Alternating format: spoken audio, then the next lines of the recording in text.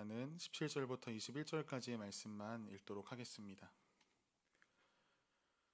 오바댜서 1장 17절로 21절까지의 말씀입니다. 저와 여러분이 한 절씩 교독하도록 하겠습니다. 오직 시온산에서 피할 자가 있으리니 그 산이 거룩할 것이요 야곱 족속은 자기 기업을 누릴 것이며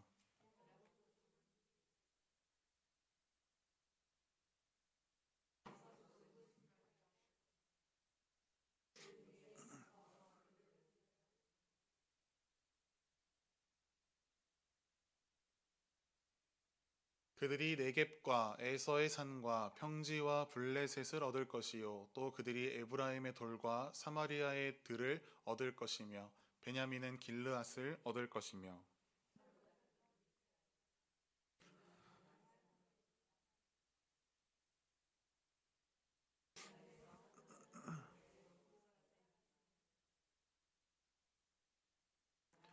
구원받은 자들이 시온산에 올라와서 에서의 산을 심판하리니 나라가 여호와께 속하리라. 아멘.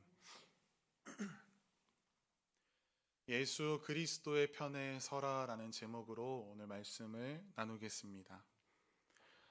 오늘도 하나님을 예배하는 사랑하는 성도님들을 환영하고 축복합니다.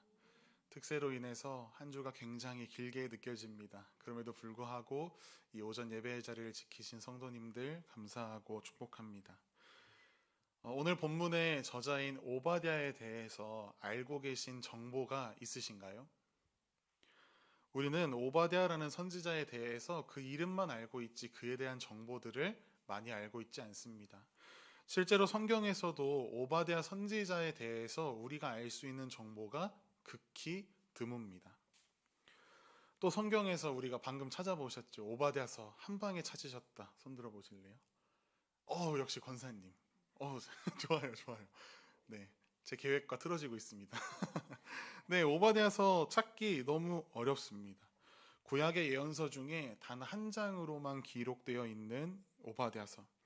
그러나 오바댜서는 역시나 예언서답게 하나님의 심판에 대한 메시지를 전하고 있습니다. 그러나 우리에게 조금은 생소한 선지서이지요. 오바댜서에 등장하는 심판과 예언이 이스라엘이나 유다를 향해 있지 않다는 것이 그 특징인 것 같습니다. 오바댜서는 에돔 땅을 향한 심판의 말씀입니다. 제가 지도를 한 장 갖고 왔는데요. 한번 띄워주시겠어요? 네.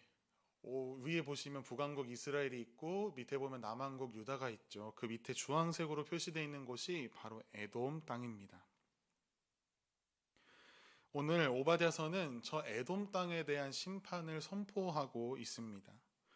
그렇다 보니 우리가 성경을 읽다가 이 오바댜서를 만나면 뭐지 북이스라엘도 아니고 유다도 아닌 제3의 나라에 대한 이야기라 조금 생소하고 뭐 별로 상관없는 것 같은데 이스라엘 백성들의 이야기가 아니기 때문에 그저 하나님께서 저 에돔이라는 나라에게 화가 많이 나셨구나. 저 에돔 땅 뭔가 하나님 눈에 거슬리는 행동을 하였구나 라고 정도로 생각하고 가볍게 넘어갑니다. 그래서 오늘은 우리가 이 성경의 변두리처럼 느껴지기도 하는 이 오바댜서를 통해 하나님께서 우리에게 무엇을 말씀하시는가 그것을 함께 깨닫고 나누기를 원합니다.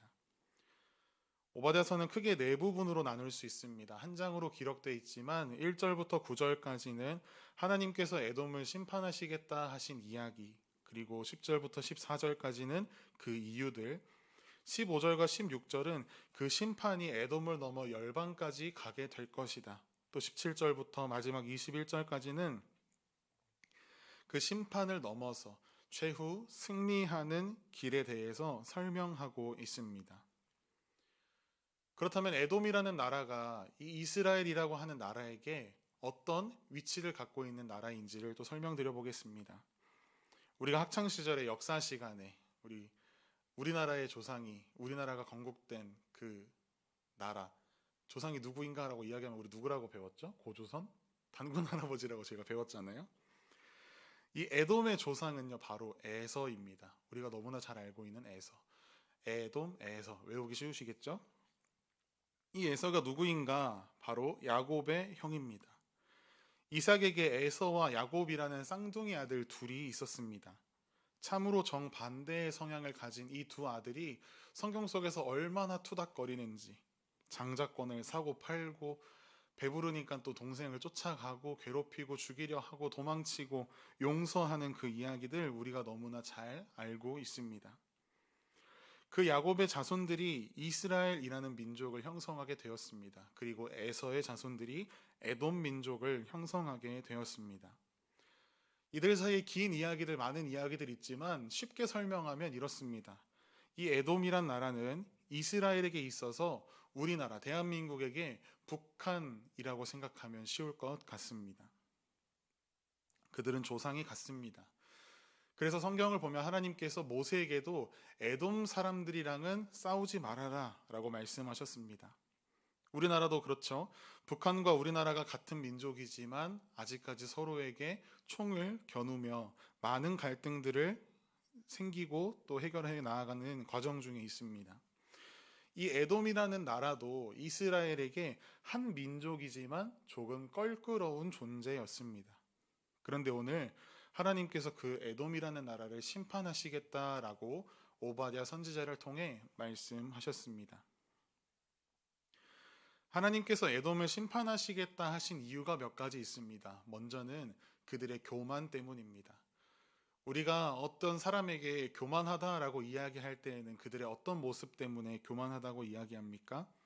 잘난 체하거나 과시하는 사람들 보면서 우리가 겸손할 줄 모르구만, 교만하다라고 우리가 이야기합니다. 그런데 오늘 하나님께서 이 에돔 족속에게 말씀하시는 교만은 그것과 조금 다릅니다. 오늘 오바댜 선지자를 통해 에돔에게 향하시는 그 교만은 하나님 없이도 잘할 수 있다라고 생각하는 교만입니다. 자신의 힘을 의지하는 것, 내 삶의 주인이 바로 내가 되는 것, 이것이 오늘 본문에서 이야기하고 있는 교만입니다. 이 교만을 점검하기 가장 좋은 방법이 있습니다. 바로 기도입니다. 우리가 기도할 줄 몰라서 기도하지 않습니다. 기도하지 않아도, 하나님이 도와주시지 않아도 내 힘으로 한번 해보겠다라는 생각으로 우리가 기도하지 않고 교만합니다.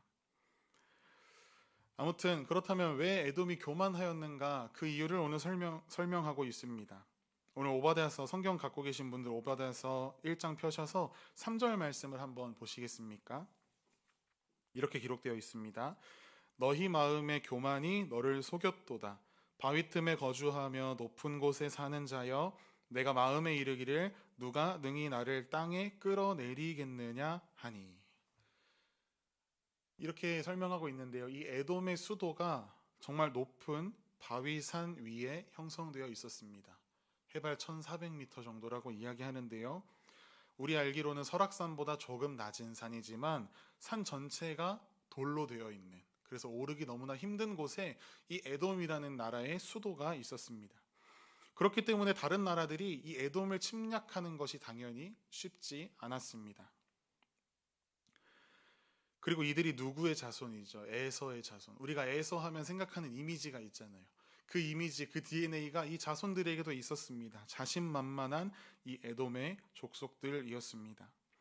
그런 그들에게 하나님께서 말씀하시는데요. 오늘 오바댜서 1장 4절 말씀에 내가 아무리 높이 있을지라도, 내가 독수리처럼 높이 오를지라도, 그래서 별 사이에 깃들어 있을지라도 내가 너희 에돔 족속을 반드시 끌어내릴 수 있다라고 하나님께서 말씀하고 계십니다.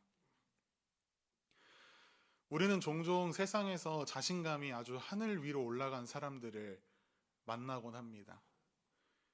자신의 힘으로 무언가를 이룬 사람들, 대단한 일을 해낸 사람들이 되게 그런 사람들인데요. 그런 사람들이 크리스찬들, 특히 기도하고 우리는 연약합니다, 하나님 도와주세요 라고 기도하는 크리스찬들을 향해서 뭐라고 이야기하냐면요, 약해 빠졌다라고 이야기합니다. 왜 이렇게 나약하냐, 열심히 하면 되는데 힘이 부족하고 능력이 부족하니까 기도하는 거지 라고 놀립니다. 인간적인 시선으로 볼 때 자신의 능력이, 자신의 힘이 강해서 그것들로 인하여 내가 원하고자 하는 것, 이루고자 하는 일들 이루어내는 사람들, 인간적으로 보면 부럽습니다. 돈이 많아서, 권력이 많아서 자신의 힘으로 충분한 사람들 볼 때마다 부러울 때가 있습니다. 그런데 그렇기 때문에 예수님께서는 부자가 천국에 가기가 굉장히 어렵다라고 말씀하십니다. 그들은 삶 속에서 하나님을 의지할 필요가 없는 사람들이기 때문입니다. 그리고 성경은 그것이 교만이라고 분명하게 일러주고 있습니다. 또 에돔이 심판받는 두 번째 이유가 있습니다. 그것은 본문 12절에 나타나 있습니다. 우리가 가진 성경으로는 의미가 조금 명확하지 않아서 제가 다른 번역본을 가져왔는데요. 표준 세번역본인데요. 우리가 함께 읽겠습니다. 시작. 내 형제의 날.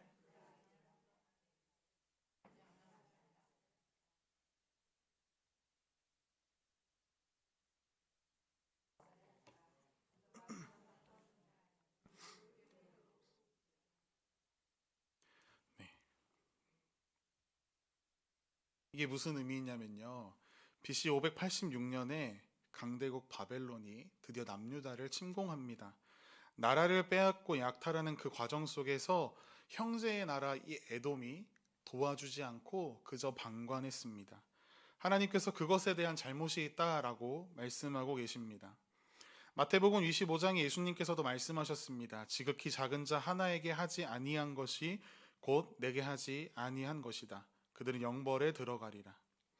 나쁜 일을 했느냐 하지 않았느냐, 직접적인 악행을 행했느냐 행하지 않았느냐가 아니라 그들에게 관심이 있었느냐 없었느냐라는 이야기를 하나님께서 에돔에게 묻고 계십니다. 우리는 우리의 삶에서 분명 내 눈앞에 어려움을 당하는 지체들을 보게 됩니다.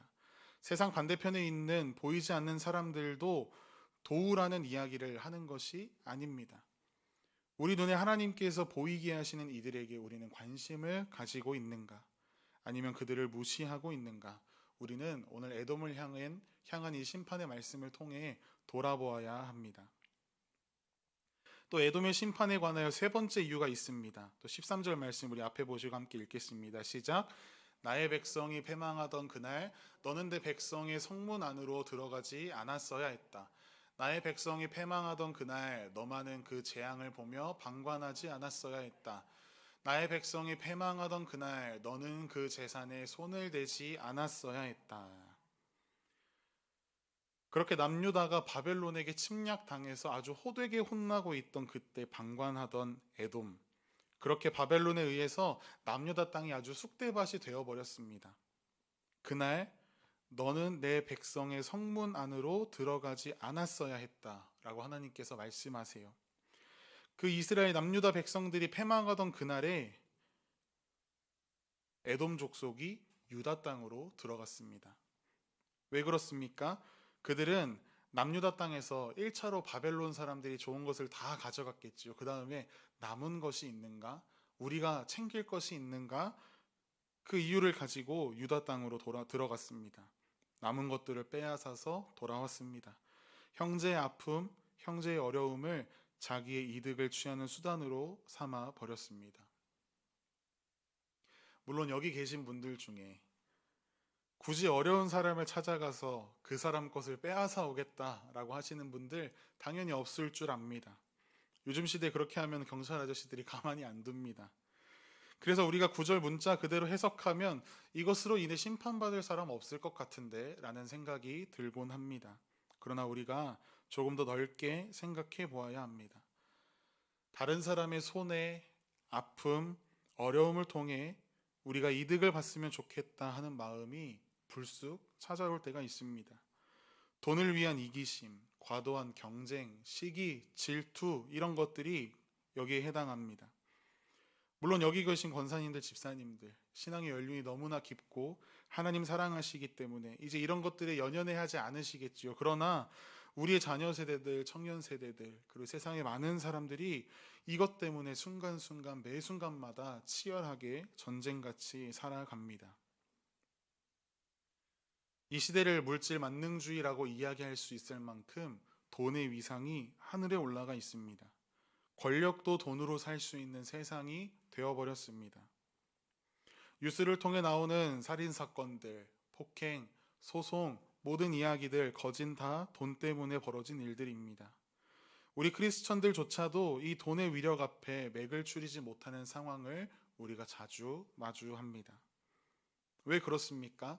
세상이 우리로 하여금 계속해서 이야기하는 것이지요. 진짜로 돈이 많아야만 해 라고 우리에게 끊임없이 유혹하고 속삭입니다. 이전에도 제가 말씀드렸지만 SNS, 인스타그램 이런 데 보면요, 여전히 가관입니다. 다 행복한 이야기들, 그 속에 숨겨진 나 돈 많아, 나 이만큼 돈 쓸 수 있어, 이만큼 썼어, 플렉스라고 이야기하죠. 젊은이들 사이에 그런 문화들이 여전히 팽배해 있습니다. 그런데 억울하게도 이 돈이라는 것이 우리에게 공평하게 주어지지 않죠. 시간처럼 우리에게 매일 100만 원씩, 너무 많나요? 100만 원씩? 30만 원씩 매일 우리에게 주어진다라고 한다면, 그리고 다 못 쓰면 뺏기고 그 다음날 다시 30만 원 입금되고 이렇게 한다면 우리가 싸우지 않을 겁니다. 그런데 누군가가 잃어야만 누군가 얻게 되는 것이 바로 돈 아니겠습니까? 그렇기 때문에 우리는 치열하게 경쟁합니다. 직장에서도 경쟁합니다. 내가 너보다 돈을 많이 벌어야 하는데, 친구들 사이, 제 친한 친구들 있거든요, 4명. 그 친구들 사이에도 만나면 미묘하게 경쟁하는 것들이 있습니다. 너가 잘려야 내가 그 자리에 올라가는데. 그렇기 때문에 시기하고 질투하고 경쟁합니다. 하나님께서 이것을 경고하십니다. 이렇게 살면 심판을 피할 수 없다라고 말씀하십니다. 이것이 단순히 에돔 땅을 향한 문제뿐이겠습니까? 그렇다고 한다면 우리가 이 말씀을 그렇게 깊게 묵상하고 이 말씀을 통해 깨달음을 얻을 이유가 없습니다. 하지만 이어지는 말씀에 모든 나라에 대한 심판을 하나님께서 말씀하시고 있기 때문에 우리는 이 말씀을 간단하게 넘어갈 수 없습니다. 우리 함께 오바댜서 1장 15절로 16절까지의 말씀을 함께 읽겠습니다. 시작. 여호와께서 만국을 벌할 날이 가까웠나니 내가 내게 행한 대로 너도 받을 것인즉 내가 행한 것이 내 머리로 돌아갈 것이라. 너희가 내 성산에서 마신 것 같이 곧 마시고 삼켜서 본래 없던 것 같이 되리라. 만국, 만국민이라고 성경은 기록합니다. 즉 우리도 마찬가지라는 것이지요. 우리도 이 심판에 속한다는 것입니다. 우리가 아무리 대한민국 사람이더라도 하나님 필요 없다라고 교만을 떨거나 이웃의 어려움을 무관심한 태도로 대하거나 무한한 이기심으로 우리가 경쟁해서 남의 것을 빼앗아 오는 것들, 그런 행동들을 서스럼 없이 행한다면 우리도 그 심판을 피할 수 없습니다. 우리가 하나님에 대해서 생각할 때 어떻게 생각합니까? 사랑이 많으시고 인자하시고 긍휼하시며 우리의 모든 죄를 용서하시는 분. 네, 다 맞습니다. 그러나 우리가 하나님의 속성에 있어서 아주 중요하지만 굉장히 간과하고 있는 사실이 있다라고 하면 하나님이 심판자 되신다라는 사실입니다. 우리는 그 사실을 매주 고백합니다. 사도신경을 통해서요. 전능하신 하나님 우편에 앉아 계시다가 거기로부터 살아있는 자와 죽은 자를 심판하러 오십니다. 하나님의 심판은 매우 성경적입니다. 우리가 결코 피할 수 없는 진리입니다. 예수님께서도 말씀하셨습니다. 요한복음 9장 39절에 내가 심판하러 이 세상에 왔노라. 우리는 결코 심판에 있어서 자유롭지 않습니다. 예수님을 믿는 자이건 믿지 않는 자이건 모두 하나님의 심판대 앞에 서게 됩니다. 그날이 반드시 옵니다.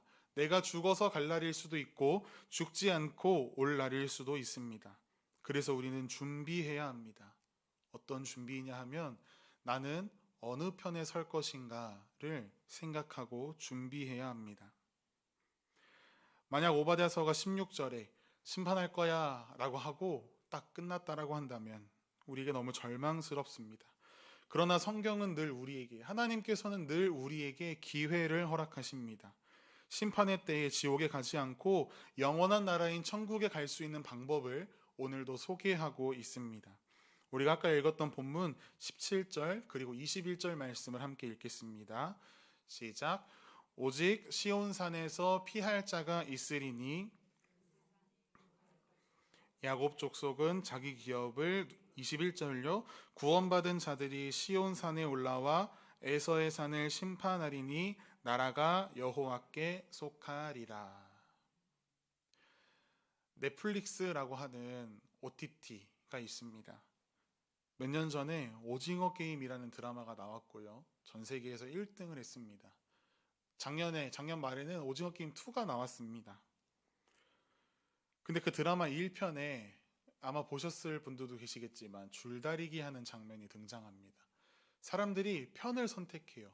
그런데 한쪽은 조폭과 힘센 남자들이 가득하고요. 한쪽은 늙은 할아버지의 남자들도 있지만 연약한 여성분들도 3분 정도 있는 그 팀 중에서 이제 선택을 하는 겁니다. 여러분이라면 어느 편에 가시겠어요? 당연히 힘 좀 쓴다는 조폭 아저씨들 편에 가서 줄을 잡아야겠죠. 역시나 사람들이 그렇게 선택합니다.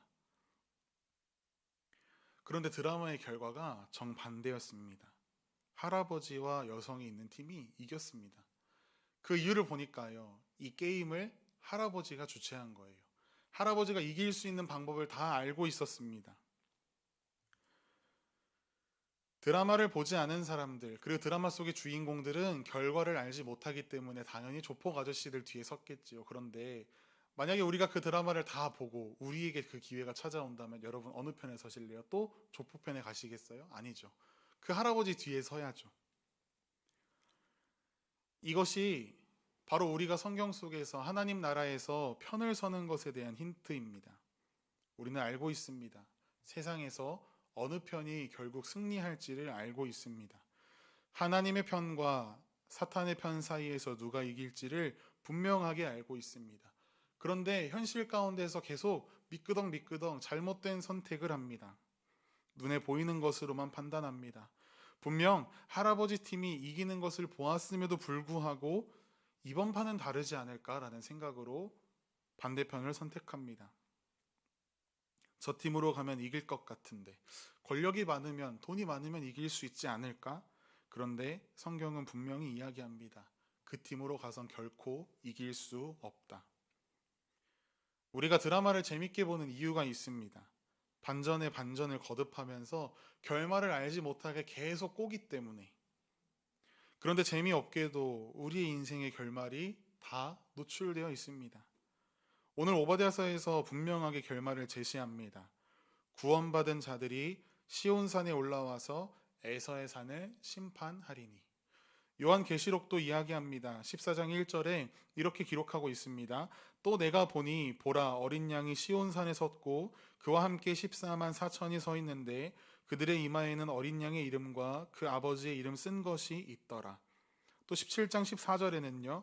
그들이 어린 양과 더불어 싸우려니와 어린 양은 만주의 주시오 만왕의 왕이심으로 그들을 이기실 터이요 또 그와 함께 있는 자들 곧 부르심을 받고 택하심을 받은 진실한 자들도 이기리로다. 아멘이십니까? 시온산에서 어린 양 되신 예수 그리스도를 따르는 자들은 모두 승리합니다. 그렇게 우리는 선택해야 합니다. 시온산에 설 것인지 에서의 산에 설 것인지, 어린 양 예수 그리스도를 따라갈 것인지 화려한 세상의 문화와 공중권세 잡은 사탄의 편에 설 것인지 우리는 매 순간마다 선택해야 합니다. 우리가 아침마다 고민하죠. 이 옷 입을까 저 옷 입을까. 그런데 이 고민은 그 단순한 수준의 고민이 아닙니다. 옷 뭐 입을까 하는 고민은 조금 틀려도 괜찮습니다. 그러나 이 선택은 생명이냐 죽음이냐의 선택입니다. 천국이냐 지옥이냐의 선택입니다. 구원이냐 심판이냐의 선택입니다. 우리가 지난주일 종려주일로 우리가 기념하며 지켰습니다.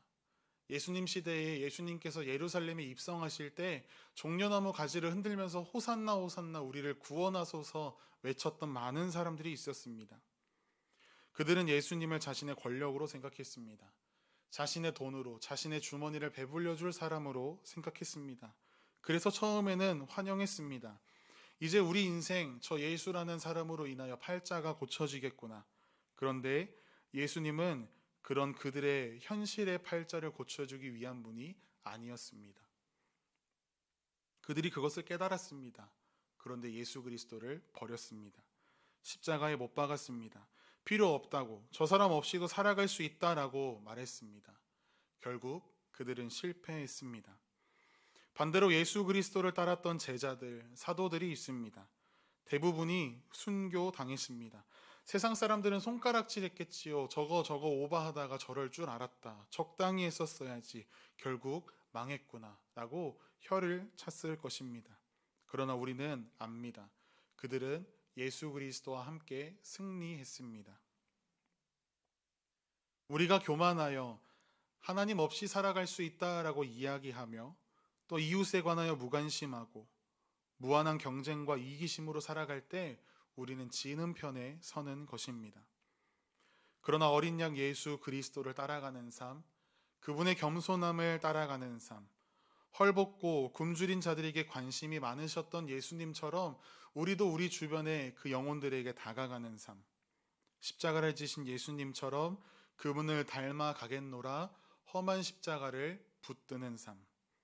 하나님께서는 우리가 그러한 삶을 살아가기를 원하십니다. 삶의 결국에서, 삶의 마지막에서 예수 그리스도를 선택하고 예수 그리스도의 편은 선택을 하나님께서 원하고 계십니다. 여러분은 어느 편에 서시겠습니까? 예수 그리스도를 선택하고 그 편에 서서 최후 승리하는 여기 모인 저와 여러분 모두의 삶이 되기를 간절히 소망합니다.